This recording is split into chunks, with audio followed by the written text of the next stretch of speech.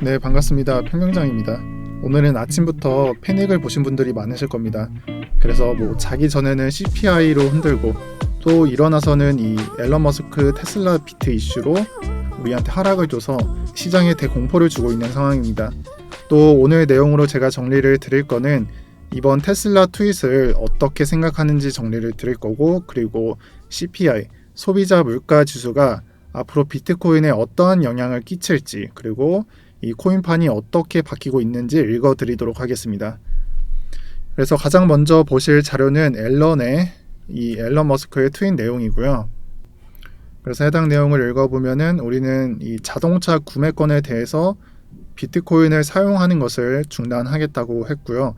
그리고 우리는 걱정을 한다. 이 비트코인의 채굴과 이 트랜잭션에 대해서 화석 연료의 사용이 급격하게 증가하는 것을 걱정하고 있다. 이런 것을 말했습니다. 그리고 그 밑으로 암호화폐는 충분히 좋고, 그리고 우리는 이 미래가 밝을 것을 예상한다. 하지만 이런 것에 대해서 환경적으로는 좀 효율성이 좋다라고 생각을 하지 않는다. 그리고 가장 중요한 마지막 문구는 비트코인의 에너지 소모량, 이 비트코인의 에너지 또는 트랜잭션에 사용되는 이 소모량의 1% 이하인, 여기 이하라고 나오죠. 이하인 이 크립토커런시를 우리는 찾고 있다라고 나와 있습니다. 그래서 이로 인해서 비트코인은 15%의 하락이 나왔고요. 이 마지막 문구, 여기 we are also부터 여기까지 이 문구를 두고 수많은 추측들이 돌고 있는 상태입니다. 결국 채굴형이 아닌 이 오른쪽에 보이시는 POS, 이 지분증명의 형태를 찾는 것이 아니냐면서 이더리움 2.0에서 이 지분증명으로 바뀌는 이더가 수면 위에 올라와 있고요. 또한 최근에 화제가 됐었던 이 블록원의 이오스 또한 얘기가 무성한 상태고, 그리고 마지막으로 정말 중요한 이 리플까지 채굴이 아닌 완벽한 지분 증명 코인이기 때문에 이러한 새 코인이 어느 정도의 관심을 받고 있는 상태이지만, 제가 생각했을 때는 이 앨런 머스크의 테슬라 비트코인 이슈는 굳이 마지막 단어에 초점을 두고 있지는 않다. 그러니까 이 단어가 중요한 건 아니다라고 생각을 합니다. 이 말은 좀 더 이 환경 이슈에 대해서 우리가 좀 더 고민을 해봐야 된다라는 말이 되겠는데, 오늘자로 제미니 거래소의 윙클보스도 이 리뉴어블 에너지라는 말을 쓰면서 재생 가능한 에너지, 이런 환경적인 것을 강조를 했고요. 그리고 그 밑으로 이 소넨샤인도 똑같은 단어를 쓰면서 이 환경적인 것을 강조를 했습니다. 그리고 이 시간이 13일과 13일, 또 그 뒤에는 이 미 상원의원도 13일, 이렇게 환경적인 문제에 대해서 일시에 나오는 것을 볼 수가 있습니다. 이 모든 소식들이 차례대로 연계가 되어 있는 게 아니라 13일에 동시에 언급이 되었습니다. 그래서 제 생각에는 어쩌면 우리가 모르는 일이 일어나고 있다. 그리고 그 안에는 이러한 환경적인 문제, 채굴형 암호화폐에 대한 어떠한 환경적인 요인으로, 제가 생각했을 때는 그 비트코인 제재 또는 환경적인 요인으로 인한 POW형 코인에 대한 제재가 2분기 정도에는 일어날 수 있음을 암시하고 있다라고 생각을 합니다.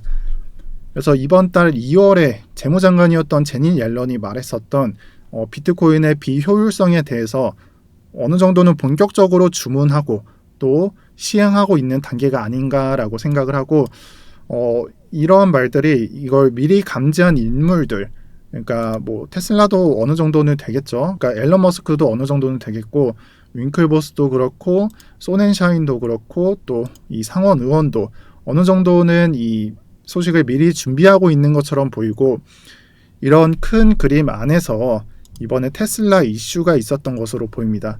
그러면 이렇게 본다면 테슬라가 환경적인 요인을 언급한 첫 문구가 이해가 되실 겁니다.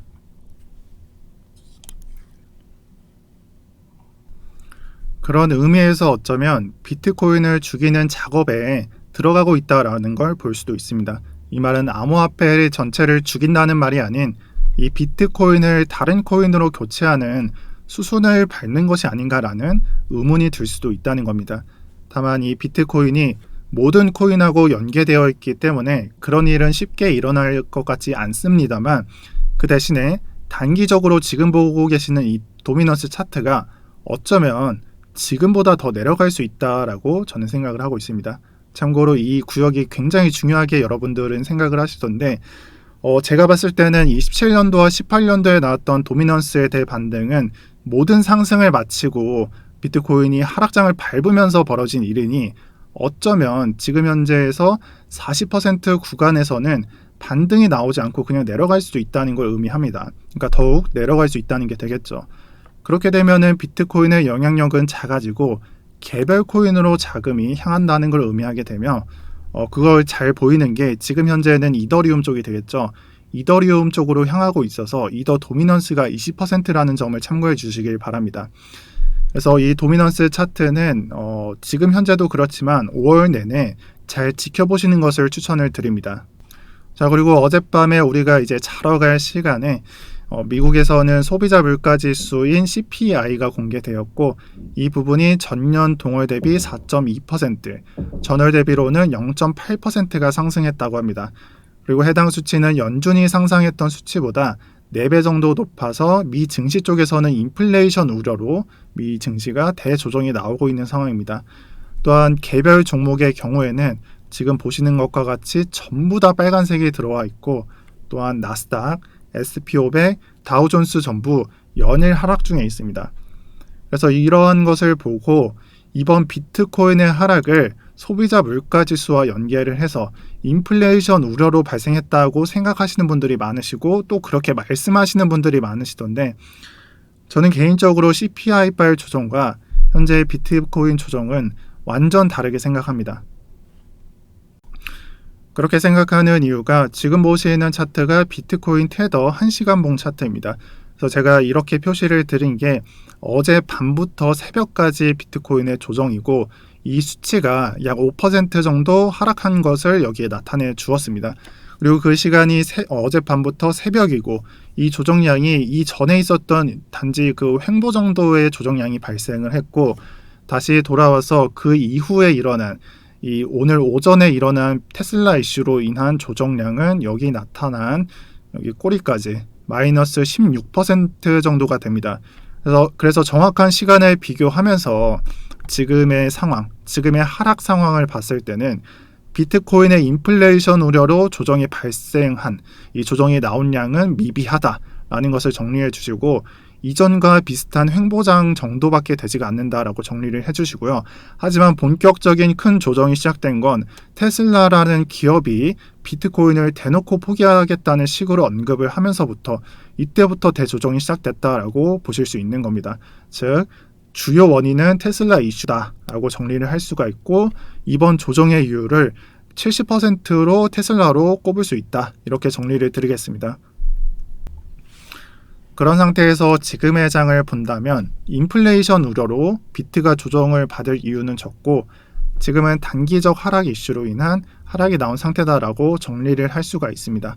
다만 여기서 생각을 해야 되는 게 영상 앞부분에서 말씀드렸던 이 환경 오염 이슈가 정부에서는 어떻게 생각할지 실제로 제재는 언제 시행이 될지에 대한 생각을 해봐야 되는데 제 생각에는 이 이슈가 지금 당장 제재를 언급하기보다 천천히 나올 내용이므로 지금 당장은 비트코인 도미넌스를 내린 이후에 진행될 부분으로 생각을 하시는 게 좋습니다. 그러니까 비트코인 도미넌스를 천천히 내린 다음에 제재에 대한 언급 또는 그러한 시행을 할 것이다 라고 정리를 해주시고 이에 따라서 지금 당장은 단기적으로 비트코인은 약세로 흐르면서 지금의 박스권 구역을 한동안 횡보할 것으로 생각을 하고 있습니다. 현재 시장에는 이 퍼드가 많고 지금도 차트적으로 헤드앤숄더다. 오늘 저녁에 하락한다. 오늘 새벽에 20% 정도 하락한다. 이런 수많은 퍼드 이슈들이 많을 겁니다. 이에 따라서 여러분들도 이러지도 못하고 그냥 매도하고 나가지도 못하고 매수하지도 못하고 수많은 방황을 하시겠지만 제가 봤을 때는 지금 당장은 위로 간다 아래로 간다 흔들리지 마시고 여기 나와 있는 이 검정색과 파란색 선 이 바이존을 지키는지부터 지켜보시길 권고드리겠습니다. 그래서 마지막으로는 어디로 갈지 그 누구도 모른다는 점 강조드리겠습니다. 다만 저 개인적으로는 이 아래골, 지금의 하락은 이 아래꼬리를 그린 형태라서 이 구역은 채우고 갈 수도 있다 라고 생각을 합니다. 그래서 주말까지는 약세로 횡보하면서 장을 생각해 보시고, 마지막으로는 이 CPI에 큰 영향을 받지 않는 상태라면 지금의 비트코인이 인플레이션 해지 수단이니까 앞으로 어떻게 흘러갈지 생각해 보시는 것도 나쁘지 않다라고 말씀드리면서 마무리하도록 하겠습니다. 그래서 오늘도 편경장이었고요. 여러분들 시청 감사드립니다. 또 내일 뵙도록 하겠습니다. 감사합니다.